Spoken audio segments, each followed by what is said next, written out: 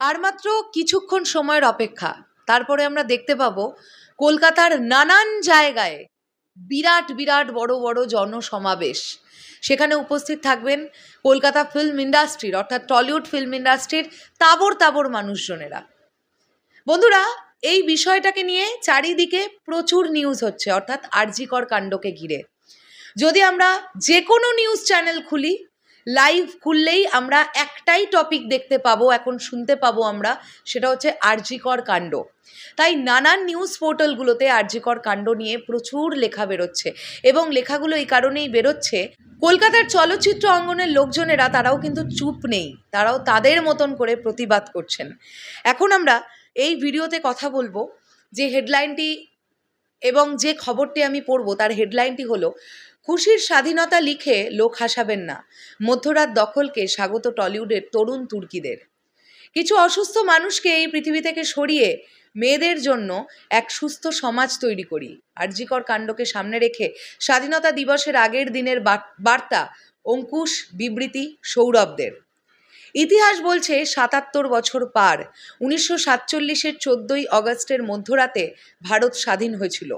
সম্প্রতি ঘটে যাওয়া আরজি কর কাণ্ড আবারও বড় প্রশ্নচিহ্ন তুলে দিয়েছে নারী স্বাধীনতায়। বুধবার মধ্যরাতে স্বাধীনতা দিবসের ঠিক আগে প্রতিবাদে মুখর বাংলা, মেয়েরা রাত দখল করো। আরজি কর কাণ্ড নিয়ে এদিন সমাজ মাধ্যমে প্রশ্ন তুলেছিলেন অভিনেত্রী বিবৃতি চট্টোপাধ্যায়, আমরা আদৌ স্বাধীন তো? এও জানিয়েছেন নিজের চোখে তিনি এখনো পরাধীন, সেই সঙ্গে তিনি সজাগ করে দিয়েছেন অনুরাগী নেটাগরিকদেরও। লিখেছেন, 15ই অগস্ট দয়া করে খুশির স্বাধীনতা লিখে লোক হাসাবেন না, আর মূর্খের স্বর্গে বাস করবেন না। এভাবেই 14ই অগস্টের সকাল থেকে টলিউডের এই প্রজন্মের অভিনেতা অভিনেত্রীরা প্রতিবাদে মুখর সমাজ মাধ্যমে। গৌরব চক্রবর্তী, সৌরভ দাস, অঙ্কুশ হাজরা, ঐন্দ্রিলা সেন, উষসী চক্রবর্তী কী বার্তা দিয়েছেন তারা? গৌরবের মতে, পেশার খাতিরে প্রকাশ্যে খুব কম মতামত দিই, কিন্তু এক একটি ঘটনা এমন নাড়া দিয়ে যায় যে চুপ করে থাকা যায় না। এক জায়গা থেকেই বলছি, নারীর সম্মান সকলের আগে, তার জন্য বাকিরা যে আন্দোলনের পথে হাঁটবেন আমিও তার সঙ্গে আছি।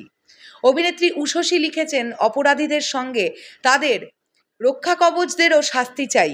সরকারি হাসপাতালে প্রবেশ করে কর্তব্যরতা চিকিৎসকের সঙ্গে এই অন্যায় হলে আপনার আমার নিরাপত্তা কোথায়? এই প্রশ্নের জবাব খুঁজতে পথে নামছেন তিনি। সৌরভ জানিয়েছেন, যারা ঘরে বাইরে প্রতি মুহূর্তে সকলের যত্ন নেন, সেই নারীর সঙ্গে ঘটা অন্যায় শুধু ভয়ঙ্কর নয়, অমানবিকও।